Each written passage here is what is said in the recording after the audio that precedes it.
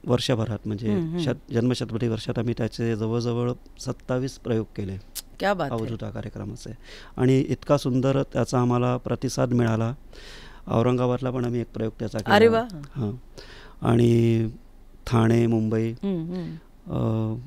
Even आम्ही एक कोचीनला त्याचा प्रयोग केला. बरं. तर कुमारजींसारखी प्रतिभा आणि त्याचे चहेते म्हणजे आता ही जगभरात आहे खरंच आहे. पण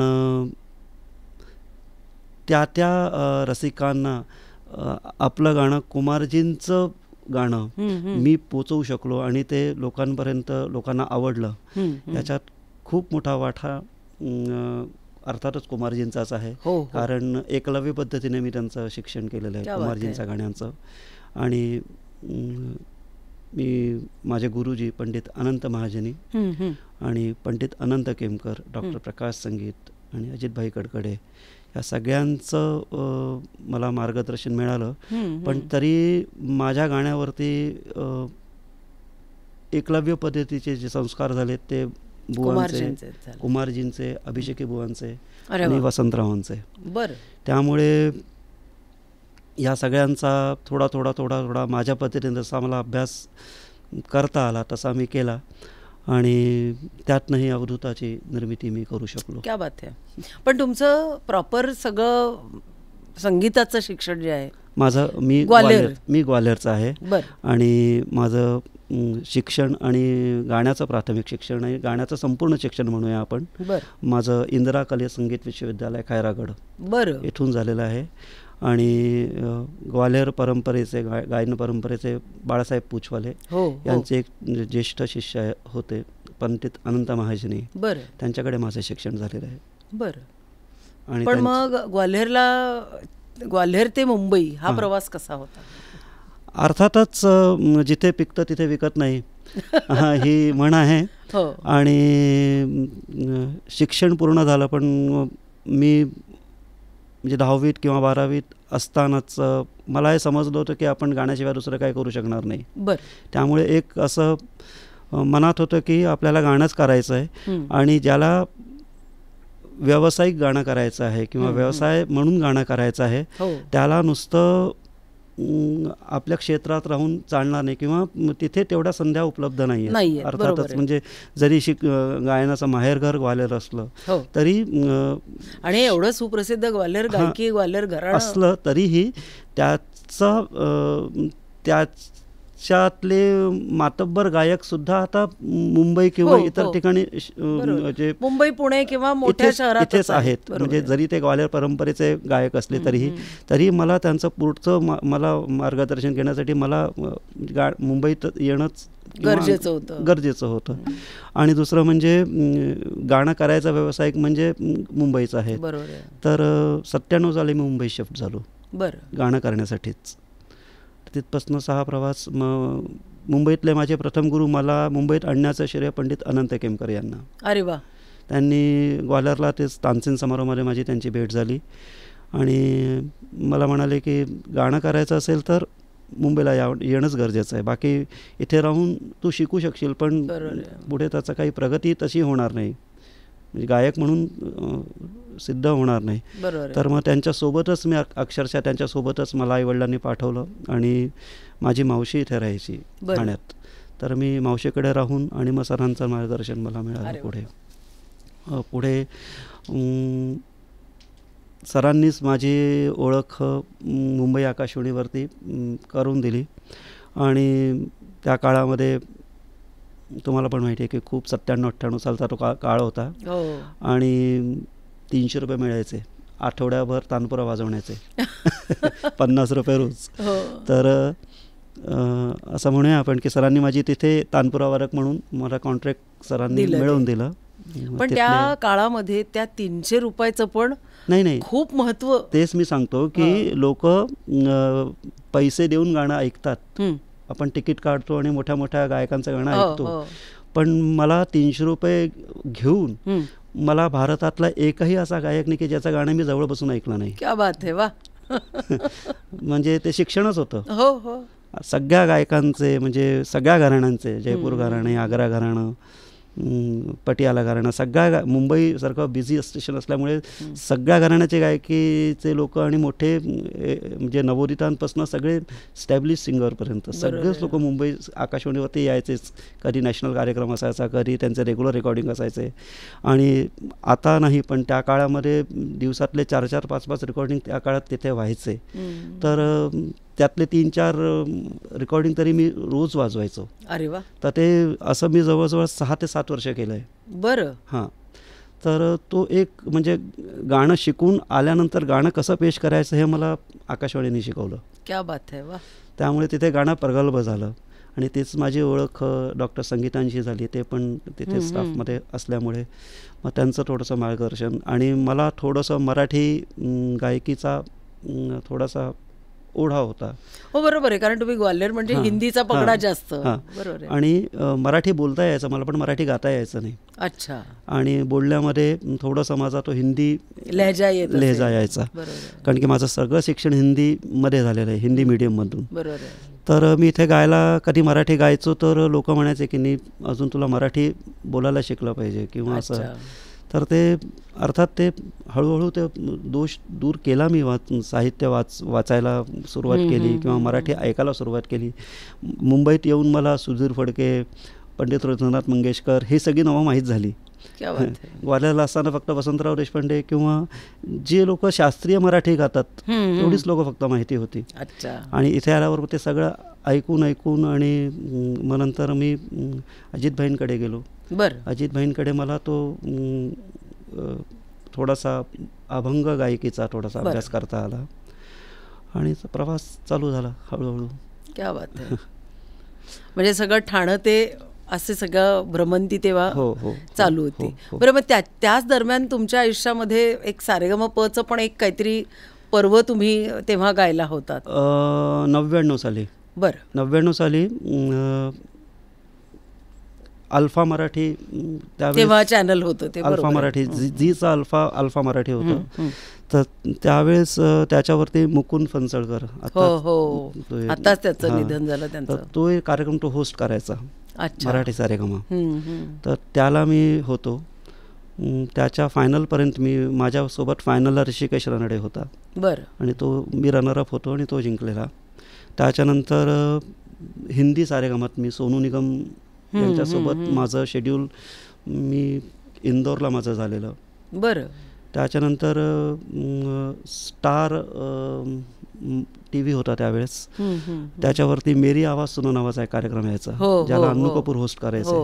त्याचा मी फायनलिस्ट होतो. अरे वा. तर त्याच्यानंतर आदाब अर्ज आहे नावाचा एक सोनी TV वर एक कार्यक्रम यायचा, Sony ETV Urdu. ETV Urdu नावाचा, त्याला पंकज उदास होस्ट करायचे. तर त्याच्यामध्ये मी विनर होतो. बरं. तर असे त्या काळातल्या, पण त्या काळात आता जसं या सगळ्या शोजना रिएलिटी शोचं जसं महत्त्व वाढलं आहे, त्या काळात त्या फक्त स्पर्धा होत्या. बरोबर. आपण जिंकायचो आणि त्याचा एवढा म्हणजे कधी गाजावाजा व्हायचा नाही. समजा तुमचं स्पर्धा तुम्ही जिंकल्यावरती आता लोकांना त्याच्यात नंतर खूप सारे कार्यक्रम मिळतात. तेव्हा त्याला रिएलिटी शो असं नाव नव्हतं, त्या स्पर्धा होत्या, सिंगिंग कॉम्पिटिशन असंच होता. तर मग ते आम्ही जिंकायचो, खूप सारे बक्षिसं मिळायची आणि संपलं. पण त्याच्यातनं पुढे आणि आता जसं म्हणजे नुकताच आता ते करता आता जेव्हा मी सूर नवा ध्यास नवा, बरोबर आहे, 2019 साली जेव्हा मी गेलो त्याच्यामध्ये, आणि त्याच्यामध्ये जेव्हा मी परफॉर्म केलं, तर त्या काळाचं रिएलिटी शो आणि आताचं रिएलिटी शो याच्यामध्ये खूप फरक होता. तर आताचा त्यांचा बघण्याचा दृष्टिकोन किंवा आता तेव्हा नाही, पण यावेळेस मला त्याचा खूप चांगला म्हणजे रीच माझा वाढला किंवा मी लोकांपर्यंत जास्त चांगल्या पद्धतीने पोचू शकलो. तर निश्चितच त्या सगळ्या TV शोजच्या कार्यक्रमांचा आपल्याला फायदा होतोच, पण एक आपण त्याला चांगलं किंवा वाईट असं म्हणूया की पण ते कधी आपल्यावरती हावी नाही होऊ द्यायचं असं म्हणजे ते तर आहे. हां, ते आपण की आपण फक्त काय झालं म्हणजे मला हे तुम्हाला विचारायचं होतं की जेव्हा ग्वाल्हेर सोडून तुम्ही जेव्हा मुंबईत आलात तेव्हा स्वतःला कलाकार म्हणून आपल्याला सिद्ध करायचं. बरं, पण सिद्ध करणं म्हणजे रियाज करणं किंवा तुम्हाला कार्यक्रम मिळणं किंवा त्यानिमित्ताने तुमचं नाव होणं ही जरी एक बाजू झाली तरी पण फायनान्शियल पण खूप महत्वाची असते. म्हणजे जसे कार्यक्रम खूप वाढले की ती पण बाजू मजबूत होते. तर ते होण्यासाठी कशी मदत झाली? त्याच्यासाठी मी कारण आता अर्थातच आपण 25 वर्षापूर्वीचा विचार करतोय तर त्या काळात महिन्याला 5,000 रुपये जरी मिळाले तरी त्यावेळेस खूप असायचे. खूप असेल. तर मी सांगितलं त्याप्रमाणे सरांनी माझी निदान 2,000-2,500 रुपये मला आकाशवाणी देत होती. बरोबर आहे. आणि शिवाय असे छोटे मोठे कार्यक्रम मी मराठीचे करायचो. अच्छा. आणि छोट्या छोट्या ट्युशन्स पण मी घ्यायचो. अच्छा. तर सगळं मिळून ते व्यवस्थित म्हणजे मॅनेज व्हायचं. आणि एक साधारण सुरुवातीचे एक 5-6 वर्ष मी म्युझिक टीचर म्हणून पण काम केलं आहे. अच्छा. विक्रोळीला विकास हायस्कूल, त्याच्यानंतर वाशिंदला जिंदाल कंपनी आहे. बरं. जिंदाल कंपनीची एक शाळा आहे त्याच्यामध्ये पण मी म्युझिक टीचर म्हणून 5 वर्ष 2005 सालापर्यंत मी ते सगळं जमवलं. पण नंतर असं जाणवू लागलं की शाळा आणि कलाकार हे तुम्ही एका वेळेस नाही करू शकत. आयदर तुम्ही कलाकार होऊ शकता किंवा शिक्षक होऊ शकता. बरोबर आहे. तर शिक्षकच तुम्हाला बनायचं असेल तर तुम्ही प्रॉपर म्हणजे शिक्षण, गाण्याचं शिक्षण तुम्हाला द्यायचं असेल तर अशा लोकांना द्या ज्यांना त्याची गरज आहे. बरोबर आहे. शाळेमध्ये राहून तुम्ही संगीत शिक्षण नाही देऊ शकत. नाही. तो फक्त आणि त्याच्याने मला असं वाटतं आवाजावर परिणाम होतो. कारण की तुम्ही जे काय शिकलाय किंवा काय तुमचं बॅकग्राऊंड आहे गाण्याचं याच्याशी त्यांचं काही कर्तव्य नसतं. तिथे ते तास भरले पाहिजे, तिथे ते मुलं शांत बसले पाहिजे आणि वंदे मातरम आणि जनगण मन आणि स्वागत गीत हे फक्त लोकांसमोर जेव्हा प्रेझेंट होतं तेव्हा ते छान झालं पाहिजे इतकीच त्यांची माफा. अर्थात ती चुकीची नाही आहे. बरोबर आहे. पण तिथे आपलं म्हणजे एखाद्या कलाकाराला तिथे ते काम करणं आणि ते स्वतःला बांधून ठेवणं आणि परत असं व्हायचं की कार्यक्रम आपण करायचो आणि पूर्वी असं असायचं की आता 10ची म्हणजे टाइम बॉन्ड आहे की 10ला कार्यक्रम बंद होतात. आधी नव्हतं. तर समजा कधी 12ला कार्यक्रम संपला, 1 वाजता कार्यक्रम संपला, चालूच मुळात 10 वाजता व्हायचे. आणि सकाळी माझी 5ची लोकल असायची, 5:30ची. अच्छा. म्हणजे जिंदालला जायला मला 5:30-5:45ची लोकल पकडावी लागायची. तर मग ते थोडं त्रास होऊ लागला. म्हणजे शाळा आणि हे शिक्षण आणि गाणं प्रोग्राम हे सगळं आपण एका वेळेस नाही करू शकत हे लक्षात आलं. पण जसं आपण म्हणतो तसं की नुकतंच मग त्या दरम्यान लग्न पण झालं होतं.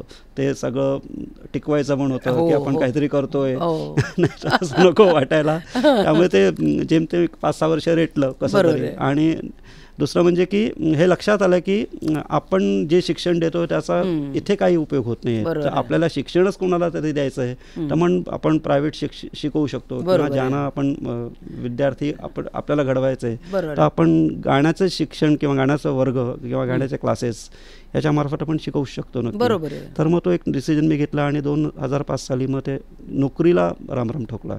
क्या बात आहे. आणि तेव्हापासून मग क्लासेस, प्रोग्राम्स आणि असं सगळं ते सगळ्या सुरू झाल्या. बरं,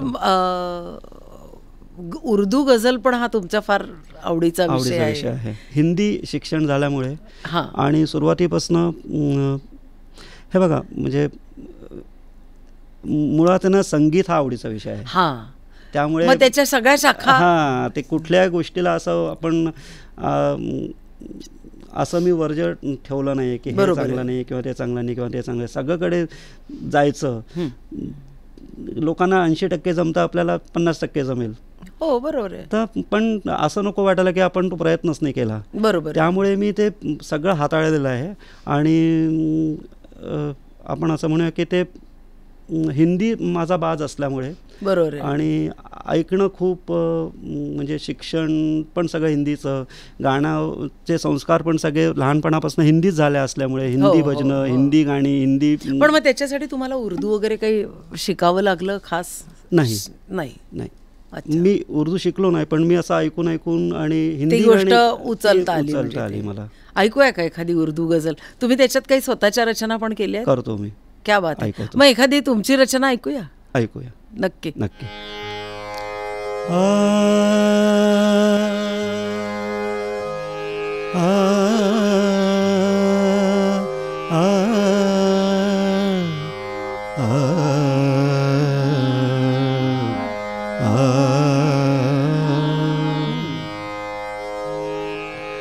आईने पर दरारे हैं, वाह, आईने पर दरारे हैं, नजर कुछ भी नहीं आता, आईने क्या बात है, दरारे नजर कुछ भी नहीं आता, समझ लो बात दिल की अब कहा मुझसे नहीं जाता. क्या बात है. आईने पर दरारे हैं, नजर कुछ भी नहीं आता, समझ लो बात दिल की कहा मुझसे नहीं जाता, आईने पर दरारे.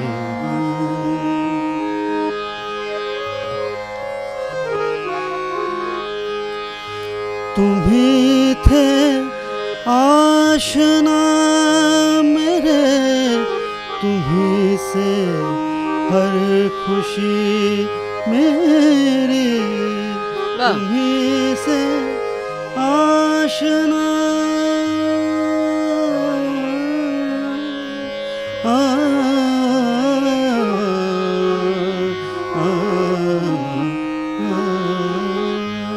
तुम्ही थे आशना मेरे, तुम्ही से हर खुशी मेरी, तेरा चेहरा तस्वीर में नजर अब तो नहीं आता, समझ लो बात दिल की अब कहा मुझसे नहीं जाता, आईने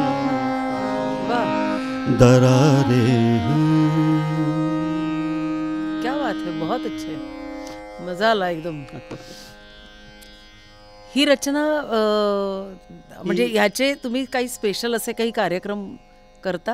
हां, मी स्वरचित गाण्यांचा कार्यक्रम करतो. बरं. पण कसं असतं की स्वरचित गाण्यांचा कार्यक्रम करण्यासाठी प्रेक्षक एकदम दिलखुलास दाद देतील का नाही नेहमीच म्हणजे सगळ्यांनाच शंका असते. बरोबर आहे. त्यामुळे स्वतंत्र कार्यक्रम जेव्हा माझे सोलो असतात तेव्हा 4 नोन गाणी आणि 2 माझी गाणी, बरोबर असं हे समीकरण मी ठेवलेलं आहे. बरोबर आहे. त्यामुळे माझे काही अभंग किंवा माझे काही स्वतंत्र रचना आणि ते गायला लागल्यावरती आपल्याला लक्षात येतं बरं का की रेकॉर्डेड पेक्षा सुद्धा लोकांना ही जास्ती आवडतात.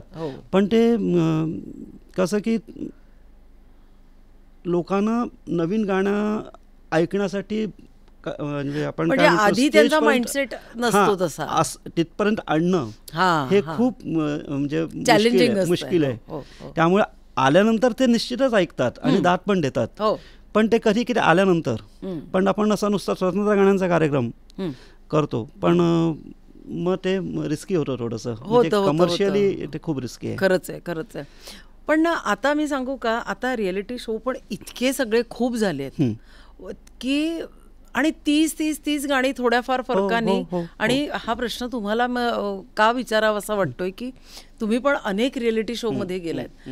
30 गाणी, चॅनल बदलतं, लोक बदलतात, पण गाणी ती चॅनलला म्हणजे गायक महत्वाचा नसून त्यांना त्यांचा कंटेंट महत्वाचा असतो आणि त्यांना त्यांचा प्रोग्राम विकायचा असतो. बरोबर आहे. त्यामुळे तुम्ही कसे गाताय, किंवा तुम्ही किती तुमचा बॅकग्राऊंड काय आहे याच्याशी त्यांना खूपसं घेणं देणं नसतं. बरोबर आहे. त्यांना त्यांचा प्रोग्राम चालवायचा आहे. बरोबर आहे. आणि ठराविक एक आपण असं म्हणूया साच्यातली गाणी आहेत, हो हो, तीच तिथे सादर होतात. भले कार्यक्रम कुठलेही असलं तरी गाणी तीच तेच तर मी म्हटलं ना की चॅनलचं नाव बघायला बदलतं, मिळतं. लोकांची नावं बदलतात. कारण मग एक लावणी असलीच पाहिजे, मग एक भारूड असलंच पाहिजे, मग एक खंडोबाचं गाणं असलंच पाहिजे, मग एखादा पोवाडा असला पाहिजे, कारण ते विकलं जातं. हो हो. पण जेव्हा आपण एखाद्या चॅनलच्या कार्यक्रमात भाग घेतो तेव्हा ते तुमच्यावरती खूप मेहनत घेतात, पण ती तितकीच एका गाण्यापुरतीच, किंवा एक त्यांचं कंटेंट विकला जावा म्हणून ते लोक तुमच्यावरती मेहनत घेतात. त्यांचं तुम्हाला घडवण्याचा उद्देश नसतो. बरोबर आहे. तर त्याचा तोटा पण असतो आणि त्याचा फायदा पण आहे.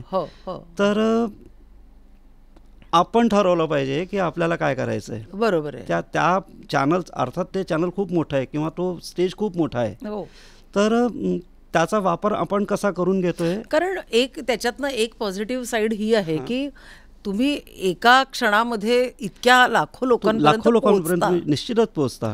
पण काय असतं की तुम्हाला जसं तयार केलं आहे त्यांनी, आता जसं मी दत्ताची पालखी तिथे गायलो होतो आणि माझा स्वभाव तो तसा की मी तसंच गातो, किंवा मी मुळात स्टॅब्लिश सिंगर होतो आणि तिथे गेलो होतो. मी तिथे जाऊन स्टॅब्लिश सिंगर होणार नव्हतो. बरोबर आहे. तर माझी गायकी त्याच्या आधी पण लोकांनी ऐकलेली होती किंवा ती तिथे गेल्यावरती जास्त लोकांपर्यंत पोहोचली. हे जरी सत्य असलं तरी हा कार्यक्रम करतानाच मी एक माइंडसेट तयार करून गेलो होतो की मला याच्यामध्ये जिंकणं महत्त्वाचं नाही आहे. मी कुठल्याही म्हणजे कॉम्पिटिशनमध्ये नाही चाललो आहे, मी लोकांपर्यंत पोचायचं म्हणून चाललो आहे. बरोबर आहे. तर तो एक माझ्यामध्ये, कारण की मुळात तो मी ज्या सीझनमध्ये बघितला तो 5 ते 55 चा शेड्यूल होता. तर 55व्या वर्षीच मी त्यावेळेस 50 वर्षाचा होता, आता त्याला 2-3 वर्ष झाली. तर 50व्या वर्षी तुमच्या गाण्यात असा काही मोठा ड्रास्टिक चेंज होत नाही की खूप मोठा आता मी तिथे जाऊन मोठा मेगास्टार होणार आहे. त्यामुळे मी आहे त्याच परिस्थितीत मला लोकांपर्यंत पोचायचं होतं. हा माझा माइंडसेट असल्यामुळे मला खूप त्याचा त्रास झाला नाही, किंवा मी तिथनं बाहेर आलो तरी मला त्रास झाला नाही, किंवा मी तिथे गेलो छान झालं. पण मी तिथे जे बघितलं की ज्यांची म्हणजे आता अर्थात माझ्याबरोबर रवींद्र होता किंवा मनोहर होते, किंवा ते त्या स्टाईलचे लोक असताना पण त्यांना त्या स्टाईलचा गाऊ देत नाही. किंवा आता तुम्ही सगळेच लोक वर्सटाईल असू शकतात ना. आता मी जरी ठरवलं की मी एखादा पोवाडा गायचा आहे पण मी नाही गाऊ शकत, पण तिथे मग ते बऱ्याचदा असं म्हणजे या चॅनलवरती किंवा इतर चॅनलवरती पण असं होतं की गायकाची क्षमता नसून सुद्धा ते त्याला गायला लावतात. बरोबर. आणि मग ते कुठेतरी त्याच्यावरती अन्याय होतो, किंवा त्याच्यावरती मग ते त्याचा परफॉर्मन्स म्हणजे परिणाम होऊ शकतो. मुळात त्याचा तो बाजच नाही आहे. तर हे सगळ्या गोष्टी मुळात असं म्हणजे जो कोणी जो कोणी स्पर्धक आहेत त्याला शिकवणारे किंवा त्याला गाईड करणारे जे आधीचे गुरु आहेत त्यांनी ते थोडं त्याला त्याची मानसिकता तयार करावी की हे सगळं अंतिम सत्य हेच नाही आहे. बरोबर. तर हे त्याचा फायदा तुम्हाला कसा करून घेता आला पाहिजे तुम्हाला थोडंसं समजलं. कारण की चॅनल त्याच्यामध्ये तुम्हाला खूप चॅनल कलाकार होण्यासाठी तुम्हाला मदत करत नाही. चॅनल फक्त तुमचं म्हणजे आपण काय म्हणू, वापर शब्द चुकीचा आहे खरा, पण चॅनल फक्त त्यांचा कार्यक्रम चांगला व्हावा याच्यासाठी तुम्हाला ते चांगलं तयार करतात. पण ते क्षणिक असतं, त्याला खूप लाईफ त्याचं खूप मोठं नाहीये. कारण त्यांचे असे अनेक प्रोजेक्ट त्यांचे येतात. कारण हा सीझन संपल्यानंतर त्यांना दुसरा सीझन येणार आहे, तिसरा येणार आहे, चौथा येणार आहे. बरं, मला आता अजून पुढे असं विचारायचं आहे की तुम्ही भजन पण तुमच्याकडून खूप ऐकलं जातात किंवा त्याचा पण तुमचा एक वेगळा एक व्यासंग किंवा छान अभ्यास आहे. तर काय तुम्ही पण भजनांची काही रचना केल्या आहेत तुमच्या पण? काय ऐकवायला आज? कारण आता आपण हार्मोनियम मागवली आहे, स्पेशल माईकही लागलाय, तर काहीतरी छान ऐकायचं मन होत आहे. हे भजन मी ऐकवतो तुम्हाला. हे मीच लिहिलंय. बरं. आणि पण मग आधीची गझल ती पण मीच लिहिली होती. अरे वा. आणि संगीतही क्या बात है, माझी चाल आहे आणि संगीत पण माझाच आहे. याचे शब्द असे आहेत बघा, आवडतील तुम्हाला. राम राम राम, राम जीवाचा आराम. वा. पुढे राम काया, राम वाचा, देही राम अंगी राम. वा. राम नाम संजीवन, शाश्वत पूर्ण विराम. राम राम राम राम. क्या बात है. राम सगुण निर्गुण, गुणातीत गुणनिधान. चित्त राम, वृत्ती राम, बंध राम, मुक्त राम. वा. राम राम राम राम राम. राम सत्कर्म निष्काम, स्वानुभव सिद्ध राम. वा. राम राहो मनी, राम वृत्ती, राम सकल समाधान. वा. असं. म्हणजे ती गझलमध्ये जसं असतं बघा छोटी बहरची, तसं छोट्या अगदी. पण किती सुंदर आलंय त्या ह्याच्यामध्ये.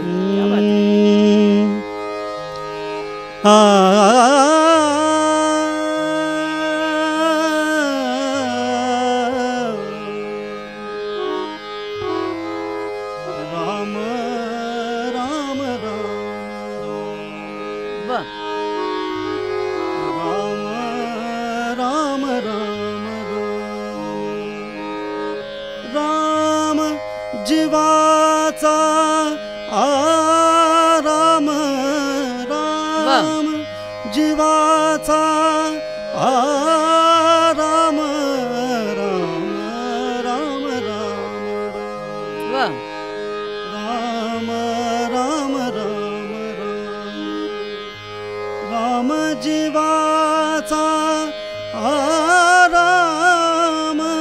राम जीवाचा आराम.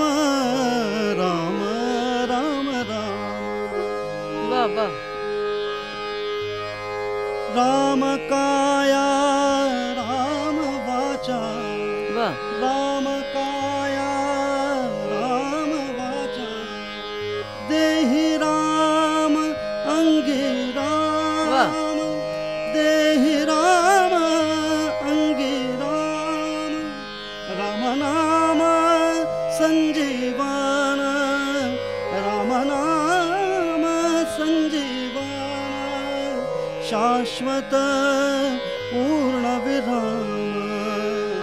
राम राम राम. वा. राम राम राम राम. राम जीवाचा आराम. राम राम राम राम. वा. राम राम राम राम. राम राम राम, राम राम. क्या बात है. वा. इतक्या छान गप्पा चालल्यात आणि त्यात भैरवी ऐकल्यावरती उगाच असं वाटतंय की काय आपण शेवटाकडे जातोय की काय. पण असं नाही आहे. मला अजून 2-3 प्रश्न तुम्हाला विचारायचे आहेत. बरं, मला एक सांगा की म्हणजे ह्या सगळ्या स्वतःच्या रचनांचा जो कार्यक्रम आहे तो मला असं वाटतं मी तुम्हाला आजच आमंत्रण देते या निमित्ताने की आपण या हॉलमध्ये नक्की करूया. आणि मला खात्री आहे की तुम्हाला आमच्या या हॉलमध्ये नक्की मजा येईल. इथे आल्यापासूनच मला असं जाणवत आहे की खूप म्हणजे अनौपचारिक गप्पांमध्ये आपण जसं बोललोय की अनेक संगीत क्लास असतात आणि अनेक ठिकाणी आपण जात असतो, गात असतो, भेट देत असतो. पण कुठेतरी सगळीकडे कमर्शियल एंगल एक असतो त्यात लपलेला. किंवा मे बी असं असेल की त्यांचे जे ऑर्गनायझर असतात किंवा ते सांगीतिक नसतात. कोणीतरी क्लास काढलेला असतो आणि टीचर्स लोकांना हायर केलेलं असतं. पण इथे आल्यानंतर जो जिव्हाळा आहे आणि तुम्ही एक म्हणजे ह्याच्या आधी पण मी तुमच्याकडे इथे आलेलो आहे. पण इथे आल्यानंतर एक नेहमी पॉझिटिव्ह याच्यासाठी असते की तुम्ही स्वतः त्या क्षेत्रात तितक्या मोठं आणि छान काम केलेलं आहे आणि म्हणून तुम्हाला त्याची जाणीव आहे आणि इथे येणाऱ्या प्रत्येक कलाकाराची कदर आहे. त्यामुळे म्हणजे व्यवसायानंतर आणि संगीत प्रथम, तर त्या तत्वावरती तुम्ही ते सगळं ठेवलेलं आहे. त्यामुळे त्या वास्तूचं पावित्र्य आणि संगीताचं जे पावित्र्य आहे तिथे आल्यानंतर ते बरोबरी जाणवतं. त्यामुळे इथे आणि इथे मी तुमच्या या इथे आधी पण कार्यक्रम ऐकण्याला पण केलेले अटेंड केलेले आहेत. त्यामुळे कार्यक्रम इथे नेहमीच रंगतो. छोटी जागा जरी असली तरी छोट्या छोट्या मैफिलींसाठी ही जागा खूप चांगली आहे. हे करण्याचा उद्देशच हा होता की आता आपल्या या हॉलमध्ये साधारण 100 लोक बसतात. भारतीय बैठकीत अतिशय छान पद्धतीने बसू शकतात. आणि काय होतं आधीच्या काळामध्ये किंवा अजूनही बघा तुम्ही की छोट्या ज्या मैफिली असायच्या ना त्याच्यामध्ये त्याच्यात आपुलकी याच्यासाठी असायची की श्रोतांमधला आणि गायकांमधला कलाकारांच्या मधला तो संवाद असायचा ना तो खूप जवळून व्हायचा. आता आपण काय करतो स्टेजवरती असतो, स्टेजवरनं प्रेक्षक एक साधारण 100 फुटावर असतात, त्यामुळे त्यांची ती नजर मिळणं किंवा त्यांचा जो त्यांची उत्स्फूर्त दाद मिळायची ती कुठेतरी हरवलेली असते. आणि शेवटी प्रत्येक 1000 लोकांच्या मोठ्या मॉबमध्ये गाणे समजणारे लोक खूप कमी असतात.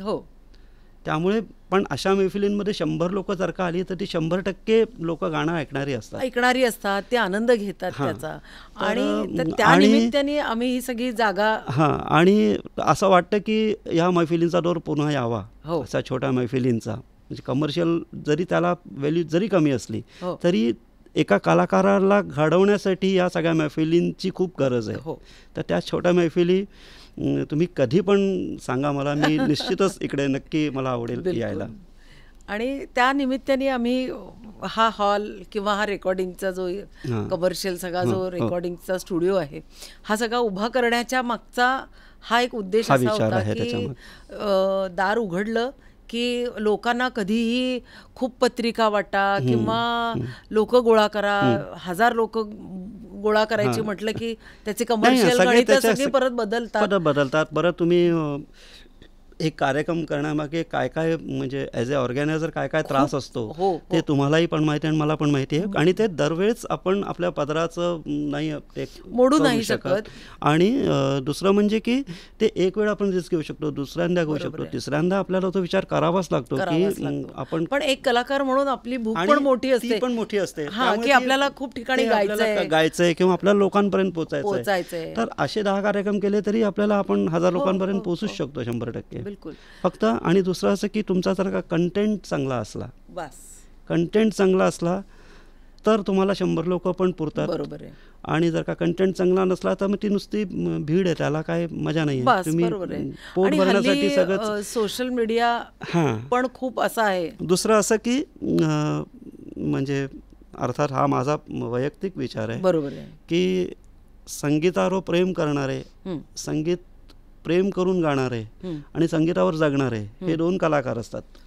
तर त्यातला तुम्हाला कुठला बनायचं हे तुम्ही ठरवायचं. बरोबर आहे. क्या बात आहे. हे फार छान सांगितलं तुम्ही. की म्हणजे मला येतं म्हणून मी संगीतावर जगतोय. बरोबर आहे. किंवा मी संगीतावर प्रेम करत जगतोय. बरोबर आहे. या 2 गोष्टीमध्ये आपल्याला काय नक्की करायचं आहे ते जर का ओळखता आलं तुम्हाला तर मला असं वाटतं की तुम्हाला जरी रोज कार्यक्रम नसले तरी तुम्ही संगीतावर प्रेम करून खूप छान आयुष्य, सुंदर आयुष्य जगू शकता. आणि तसंही पाहिलं ना तर रोज कोणीच कोणाला कार्यक्रम देत नाही आणि करू पण नाही कारण की तो अतिरेक होतो मग गळ्यावरती पण, आपल्या विद्येवरती पण आणि आपल्या विचारांवरती पण. बरोबर आहे. तर काहीतरी कारण की खूप मोठी लोक आहेत म्हणजे अर्थात तुमच्या बाबांचं पण असं उदाहरण आहेत किंवा कुमारजी स्वतः म्हणायचे की कुमारजी कुठल्याही कार्यक्रमाचे 4 किंवा 5 पेक्षा जास्त प्रयोगच करायचे नाही. कारण ते म्हणायचे की माझा कंटेंट एकदा मी दिला की तो संपला, पुढे काय. तर दुसरं म्हणजे कलाकाराने अतृप्त असणं खूप गरजेचं आहे.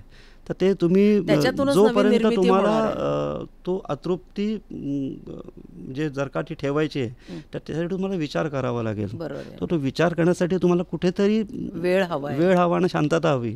तुम्ही जर का रोज या धावपळीसाठी की आज इथे उद्या तिकडे आज इथे तर ते आणि शेवटी ते मग कलेला मारक आहे. बरोबर आहे. तर तुम्हाला कुठेतरी चांगलं संधी म्हणजे कलाकार किंवा साधक, बरोबर आहे, जे काय तुम्ही त्याला काही पण म्हणू शकता, चांगलं व्हायचं असेल तर त्याला कुठेतरी तुमच्या मनावरती पण तुम्हाला ताबा ठेवावा लागेल. बरोबर आहे. आणि ह्या स्पेशली या हॉलमधले कार्यक्रम जे आजपर्यंत आम्हाला जो अनुभव आला आहे तो गायकाला त्याचं गाणं थांबवावंसं वाटत नाही. म्हणजे त्याला स्वतःहून आतून असं वाटतं बरं आम्ही इथे कुठलीही फरमाईश त्यांना काहीही सांगत नाही की तुम्ही एक जे त्यांच्या मनात आहे. काय होतं, जे ज्याला मनातनं द्यायची इच्छा आहे ना की तो खूप छान देऊ शकतो. तर त्याच्यामुळे आम्ही कुठलंही फरमाईश करत नाही, काही नाही. किंवा बरेचदा इथे लोक त्यांच्या मैफिली करण्यासाठी म्हणून पण हा हॉल आपला बुक करू करतात. तर त्यांना पण हा असाच अनुभव येतो. कारण काय, संगीताच्या ज्या वाईव्ज असतात तर त्याचा तुम्ही इथे म्हणजे तुम्ही स्वतः इथे रियाज करता, म्हणजे विद्यार्थी इथे घडवण्याचं काम करता, त्यामुळे ती जी ऊर्जा आहे, ती ऊर्जा आहे ती ते फळ देणार असतं. म्हणून तर आम्हाला खूप छान वाटतं की तुमच्यासारखे चांगले आर्टिस्ट ह्या निमित्ताने आपल्या स्टुडिओत येत आहेत, आपले विचार मांडू शकतात. नक्कीच. आणि सोशल मीडियामुळे काय होतं माहिती आहे, जसं आत्ता आपण बोलत होतो की ह्या मैफिली होतात, किंवा जसं तुम्ही म्हणालात की माझा विचार, सोशल मीडिया हा इतका हल्ली महत्त्वाचा आहे की आज तुम्हाला एखादी काही छान रचना सुचली आणि तुम्हाला ती वाटलंय की मला ही आज ऐकवायची आहे लोकांना, तर त्याच्यासाठी परत तुम्ही एक भजन ऐकवायला कुठे हॉल करणार, पटकन तुम्ही ती रेकॉर्ड केला. म्हणजे प्रगती म्हणजे कसं असतं की त्याची गरज आहे म्हणून ते आपण करतो, आणि पण ते निश्चितच म्हणजे त्याच्या मागे विचार खूप चांगले असतात, तर अतिरेक नको व्हायला त्याचा. बरोबर आहे. पण तुमच्या मते तुम्हाला काय वाटतं की सोशल मीडिया? नाही, सोशल मीडिया निश्चितच फायदेमंद आहे आणि त्याचे खूप सारे पैलू आहे. म्हणजे प्रत्येक गोष्टीला जसे पॉझिटिव्ह निगेटिव्ह साईड्स असतात, तर त्याच्यामध्ये परत तीच गोष्ट आहे की आपण काय करायचं हे आधी आपण ठरवलं पाहिजे. म्हणजे सोशल मीडियावरती असे पण कलाकार असतात की जे खूप ऍक्टिव्ह असतात, म्हणजे काम कमी ऍक्टिव्हनेस जास्त, किंवा असे पण कलाकार आपल्याला बघायला मिळतात की जे ऍक्टिव्ह कमी आहेत पण ज्यांचं काम खूप मोठं आहे, ते कधीतरी सोशल मीडियावरती येतात पण ते अफाट काम घेऊन येतात. बरोबर आहे.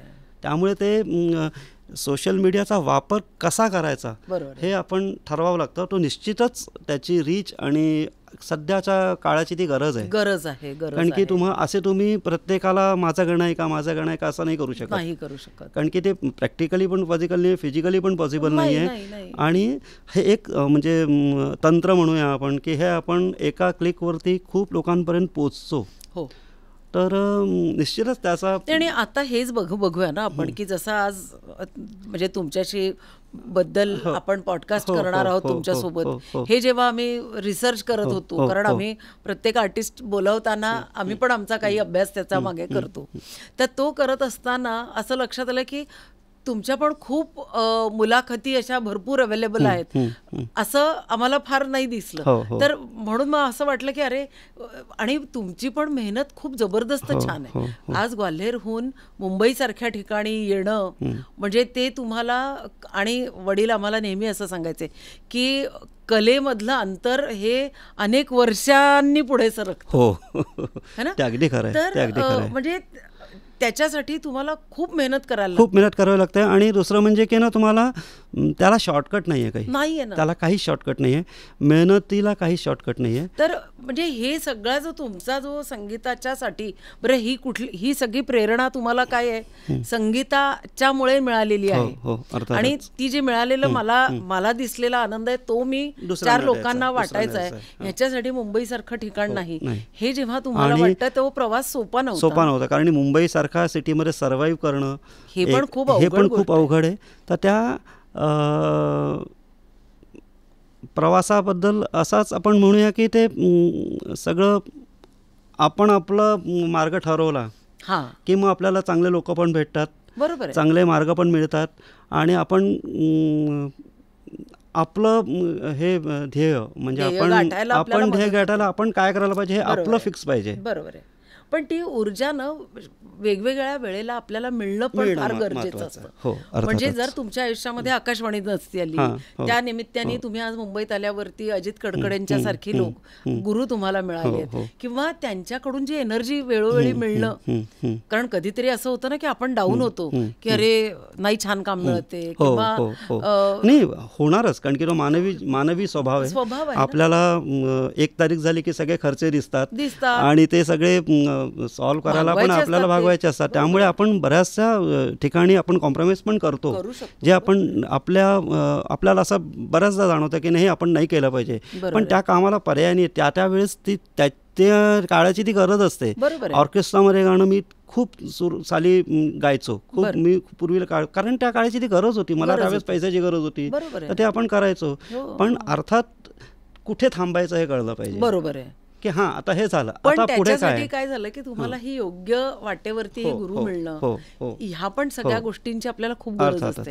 आणि म्हणून आम्ही हे विचार केला की नाही, आपण ह्या आर्टिस्टना ह्याच्यासाठी बोलवायचं आहे की ह्याच्यातनं एखाद्या तरी माणसाला अशी संगीतात येणाऱ्या एखाद्या विद्यार्थ्याला अशी ऊर्जा मिळायला हवी की अरे यांचा हा प्रवास मला प्रेरणादायी आहे. दुसरं म्हणजे ॲज ए टीचर आपण आता तुम्ही पण शिष्य घडवता, माझ्याकडे पण काही लोक शिकायला येतात, तर विद्यार्थ्यांना पण एक असं म्हणजे विद्यार्थी आपण नको आहे म्हणूया त्यांना, ज्यांना कोणाला संगीत शिकायचं आहे किंवा ज्यांना असं वाटतं की आपण संगीतामध्ये काहीतरी करू शकतो, त्यांनी सगळ्यात पहिले म्हणजे पेशन्स ठेवणं खूप महत्त्वाचं आहे. आणि संगीत हे असं क्षेत्र आहे की म्हणजे प्रसिद्धी याच्यात मिळेलच, काही शाश्वती नाही, पैसा मिळेलच शाश्वती नाही, पण चांगला कलाकार तुम्हाला जर का बनायचं असेल तर या तिन्ही तयाऱ्या मनात ठेवून यायच्या. बरोबर की याच्यात दोन्ही म्हणजे शेवटी तो म्हणजे नशिबाचा भाग आहे. तर ते तुम्हाला थोडंसं सुरुवातीला त्रास नक्की होणारच आहे. आणि ते कुठल्याही प्रोफेशनमध्ये तुम्हाला चांगला डॉक्टर तुम्ही तरी चांगले झाला तर तुम्हाला चांगला डॉक्टर होण्यासाठी 10, 12, 15 वर्ष चांगली प्रॅक्टिस करावी लागते. इंजिनियर झाला तरी मला चांगला इंजिनियर होण्यासाठी, त्यामुळे गायक झाल्यानंतर मला चांगला गायक होण्यासाठी एक तेवढा वेळ द्यावाच लागतो स्वतःला पण. कारण की तुम्ही 20व्या वर्षी चांगले गायक झाले तर प्रगल्भ गायक व्हायला तुम्हाला 50 यावीच लागते, तेव्हा तुम्ही प्रगल्भ गायक होता. त्याच्या तो सगळा प्रवास तुम्हाला एन्जॉय करता आला पाहिजे. त्या वेळेसचा तुम्ही 20शीतले गायक वेगळे असता, 25शीतले वेगळे असता, 30शीतले वेगळे असता. नंतर तुमच्यामध्ये ज्याची तुमच्या गाण्यांमध्ये विचारांमध्ये माझ्या 20व्या वर्षी माझे जे विचार असतील ते आता 50व्या वर्षी नक्कीच नाही आहे. तर ते सगळे माझे विचार आणि तुमची सगळी म्हणजे तुमच्या जडणघडण तुमची सगळ्या तुमच्या गाण्यावर दिसते. तर तो सगळा प्रवास मला एन्जॉय करता आला तरच तुम्ही संगीतावर प्रेम करू शकता आणि तुम्ही तो आनंद दुसऱ्याला देऊ शकता. तर ते इतकं आणि ते इन्स्टंट होत नाही, म्हणजे ते नुसतं म्हणजे पुडा उघडला मॅगी खाल्ली असं होत नाही. तर थोडा वेळ तुम्हाला त्या गोष्टीसाठी द्यावाच लागतो. तर हे आणि हाच आमचा उद्देश आहे म्युझिक कहाण्या. म्हणजे एक आर्टिस्ट घडताना त्याच्या मागची स्टोरी आज आपण तुमची कहाणी आज आपण रसिकांच्या समोर मांडली. आणि या निमित्ताने आपण तुमच्या आवडीचे काही जॉनर म्हणजे आता मी तर खरं वेळेदाखल 2च गोष्टी आपण मी याच्याशिवाय सगळं बॉलिवूड पण गातो. क्या बात आहे. किंवा मला मेहदी हसन साहेब, गुलाम अली साहेबांच्या गझल गायला मला खूप आवडतात. मी एक त्रिवेणी नावाचा कार्यक्रम करतो ज्याच्यामध्ये मी पंडित कुमार गंधर्व, पंडित जितेंद्र अभिषेकी आणि वसंतराव देशपांडे याच्यामध्ये माझा एक छोटासा अभ्यास आहे, तो मी तुम्हाला सांगतो. जो करता मला जाणवला की जसं आता मी तुम्हाला वयाचा दाखला दिला की 20शीतलं गाणं, नंतर 50पणाचं गाणं, तर तसं मला असं जाणवलं की माझे 3 आदर्श माझे आहेतच. बुवा आहेत, अभिषेकी बुवा आहेत, वसंतराव आहेत आणि कुमारजी आहेत. तर त्यातलं मला बुवांचं गाणं हे बालपणीचं गाणं वाटतं, लहानपणचं गाणं किंवा लढीवाळ गाणं आहे त्यांचं खूप. आणि तारुण्याचं गाणं म्हणजे वसंतरावांचं गाणं आणि समाधीचं गाणं म्हणजे कुमारांचं गाणं. क्या बात आहे. तर असा तो एक त्या आयुष्याच्या टप्प्यावर सापडलेला मला तो आहे. तर हा एक कार्यक्रम मी तुलनात्मक कार्यक्रम मी करतो, ज्याच्यामध्ये मी कुमारजींची गायकी, वसंतरावांची गायकी आणि बुवांची गायकी अशी तिन्ही मांडायचा प्रयत्न करतो. तसाच एक मी गझलचा कार्यक्रम करतो, ज्याच्यामध्ये मी मेहदी हसन साहेब, गुलाम अली आणि बेगम अख्तर. अरे वा. असा एक कार्यक्रम, तो त्याचं पण नाव त्रिवेणीच आहे. त्याच्यामध्ये फक्त त्या गझल्स आणि त्यांचा नुसतंच असं नाही तर त्यांचा एकमेकांशी आलेला कधी घडला असेल तर त्यांचा संवाद, एकमेकांच्या कलाकारांशी असलेला संवाद.